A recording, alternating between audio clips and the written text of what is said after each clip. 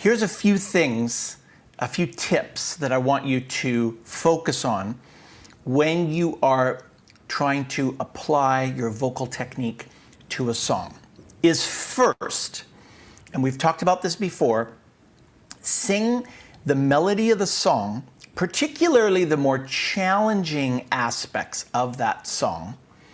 Sing that melody with a vowel and consonant that you've been doing in your lesson plans and your ILPs that seems to encourage good behavior out of your voice, seems to bring out a nice balance in your voice. You're not pushing and straining and shouting it. You're not cracking.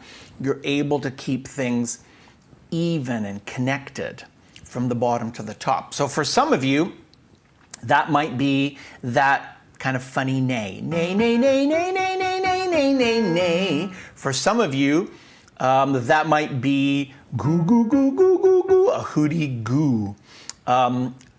There's so many different ones that we do and that I try to choose for you based on your tendencies, based on, does your voice tend to get a little too light in the bottom, or is it a little too thick in the bottom? Do you tend to pull up that chest voice as high as you can, or do you tend to flip and move into head voice very quickly, or even falsetto very quickly? Depending on your tendencies, I'm going to pick vowels and consonants and exercises that have a tendency of working the best for you. So take the one that's working the best for you and superimpose that onto your song. So if I'm singing,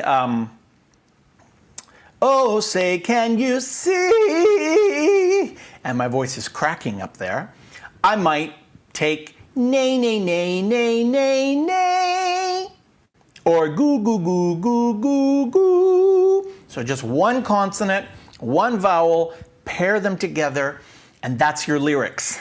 Very simple lyrics to start with so that you can get a sense of how to sing on that song in a more even, comfortable way.